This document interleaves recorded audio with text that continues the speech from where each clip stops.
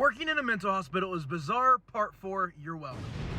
Sometimes, instead of patients brushing their teeth, they're running around putting crayons in their mouth. Specifically, the orange crayon for some reason, that seems to be a hot pick. Personally, I'm more of like a purple grape flavor guy, but to each their own. You also got patients flying through windows. I wish I was kidding. There's so much craziness happening every day. And also, some patients lose their body parts. Let me explain.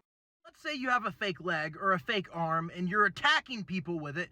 Guess what? Now you have no arm, no leg. You lose your privileges of arm. There was this one patient that would run around with their wiener out. You know how frustrating it is to tell a grown adult to put their cock away? So a job like this takes a lot of patience, and if you're not fully there, do not work there. By default, some workers are a little mean and a little short with the patients. I always try to be like really nice to them, right?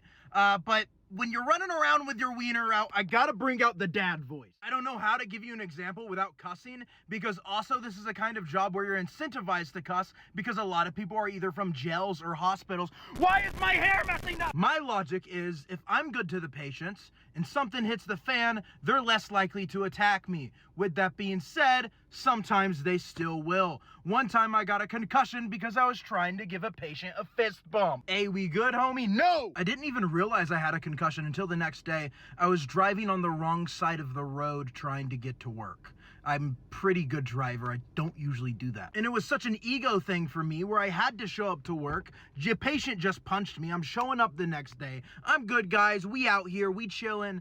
I was not good.